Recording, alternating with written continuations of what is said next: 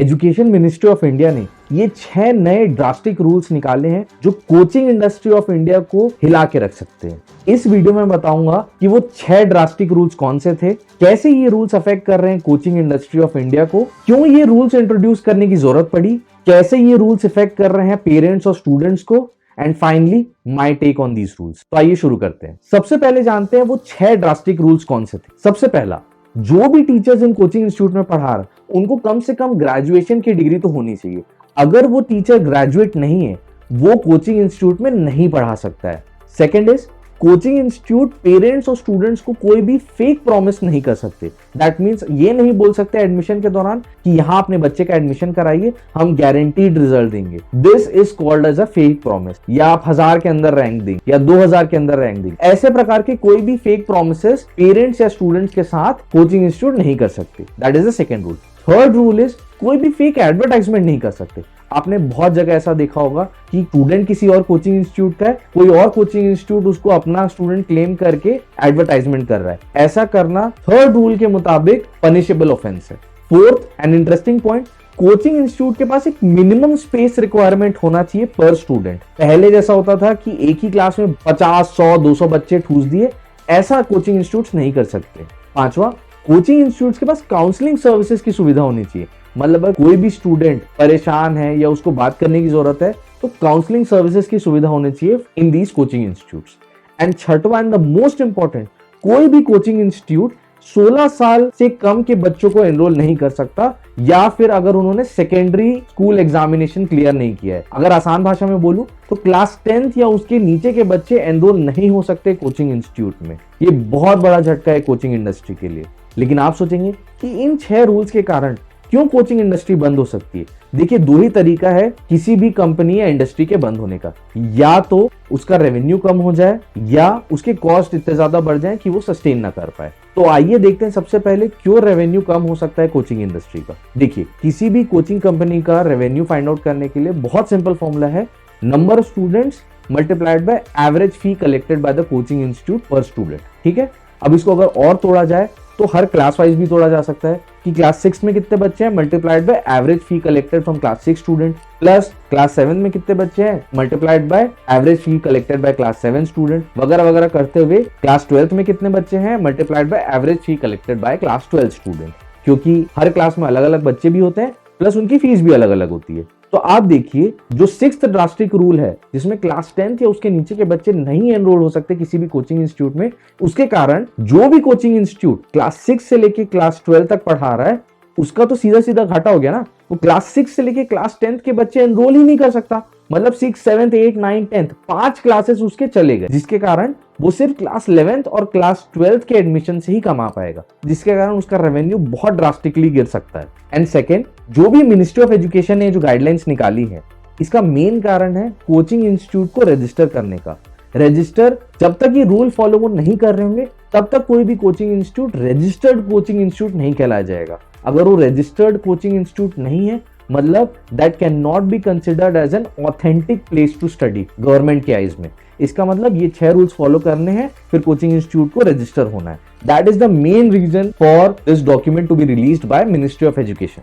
अब नेक्स्ट देखते हैं कि अगर ये रूल्स फॉलो नहीं हो रहे हैं तो पेनल्टी लगेगी। सबसे पहले ऑफेंस में 25,000 की पेनल्टी लगेगी, दूसरे ऑफेंस में 1 लाख की पेनल्टी लगेगी, और तीसरे ऑफेंस में that coaching institute will no longer be considered a registered coaching institute. मतलब in the eyes of government that coaching institute after third violation will not be considered as an authentic place to study.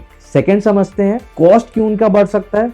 ये जो 6 rules हैं, इनके साथ और भी कुछ guidelines and rules and regulations है mention in the guidelines from the ministry of education, जो इन कोचिंग इंस्टीट्यूट्स को फॉलो करने हैं to be a registered entity. मैंने डॉक्यूमेंट नीचे डिस्क्रिप्शन बॉक्स में डाल दिया है, आप उसको डिटेल में पढ़ सकते हैं। बहुत सारे रूल्स और रेगुलेशंस हैं related to space, infrastructure, courses, time tables etcetera etcetera. But मैं मेजर कवर करने वाला हूं अभी जो स्टूडेंट्स और पेरेंट्स को सबसे ज्यादा इफेक्ट कर रहे हैं। जो पहला और one of the most important guideline मेरे को लग रहा है दैट इज, अगर कोई भी स्टूडेंट पूरे साल की फीस ऑलरेडी दे चुका है और उसको बीच में समझ में आता है कि इट इज टू टफ या किसी भी कारण से वो कंटिन्यू नहीं कर पा रहा है पढ़ाई और वो कोचिंग इंस्टीट्यूट छोड़ना चाहता है, तो कोचिंग इंस्टीट्यूट को 10 दिन के अंदर जो भी बचे हुए दिन है जहां वो नहीं पढ़ रहा है उस कोचिंग इंस्टीट्यूट के साथ, उसका पैसा उस बच्चे को या उसके पेरेंट को रिटर्न करना पड़ेगा। इनफैक्ट अगर वो किसी मेस या किसी हॉस्टल में एनरोल्ड है जो कि कोचिंग इंस्टीट्यूट का है, तो उसका भी पैसा उसको रिटर्न करना पड़ेगा बच्चे को। दूसरा,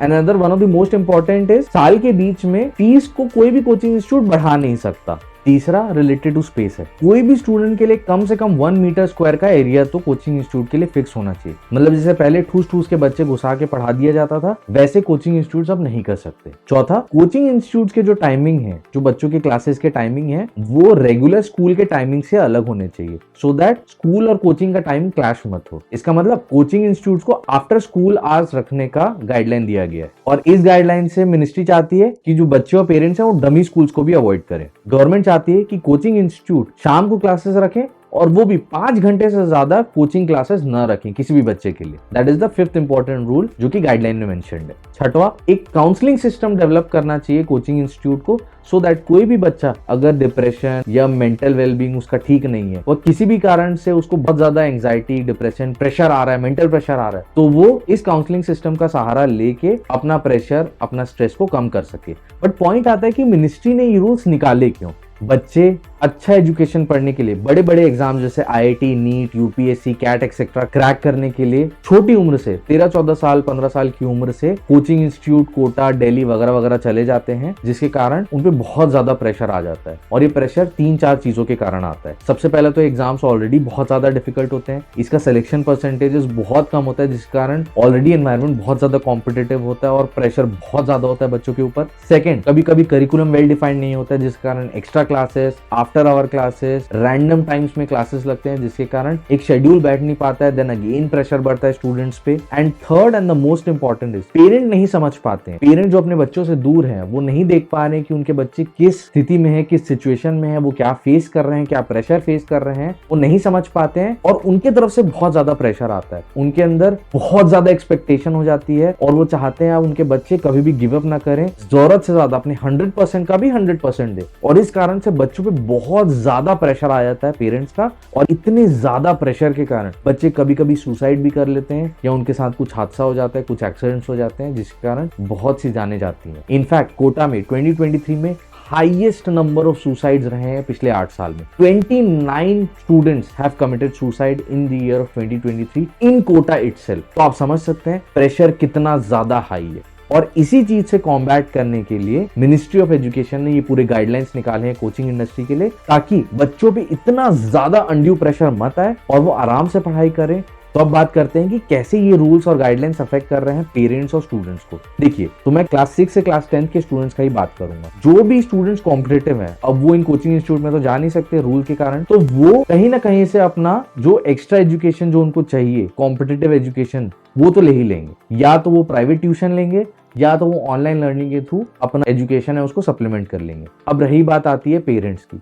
अब मेरे हिसाब से पेरेंट्स 2 प्रकार के होते हैं। सबसे पहला, जिनको अपने बच्चे से बहुत ज्यादा एक्सपेक्टेशन है, वो चाहते हैं उनका बच्चा 100% का भी 100% दे, कभी हार ना माने। इनफैक्ट इन पेरेंट्स के लिए उनके बच्चे का success is much more important than their health. और दूसरे प्रकार के पेरेंट्स आते हैं जिनके लिए उनके बच्चे का health and happiness is much more important than any competitive exam. ठीक है, तो जो पहले प्रकार के पेरेंट है उनको दुख लगेगा। वो सोचेंगे कि मैं अपने बच्चे को शुरुआत से नहीं भेज पा रहा हूँ, क्लास 8 क्लास 7 से नहीं भेज पा रहा हूँ कोचिंग इंस्टीट्यूट में, और कहीं मेरा बच्चा पीछे ना रह जाए। वर्सेस दूसरे प्रकार के पेरेंट्स को बहुत ज्यादा खुशी मिलेगी। वो सोचेंगे कि ठीक है, मेरा बच्चा मेरे साथ और 2-3 साल रहेगा और क्लास 11th में उसको बाहर जाना ही है। और वो ये भी समझते हैं कि 2 साल इनफ है किसी भी कॉम्पिटिटिव एग्जाम को अच्छे से क्रैक करने के लिए। फाइनली माय टेक, देखिए ये समझना जरूरी है रूल्स को हटा के कि ये जो एग्जाम्स हैं, IIT, NEET, CAT etcetera etcetera, क्या ये सब का क्रेज इन सब रूल्स और गाइडलाइंस के कारण कम हो जाएगा?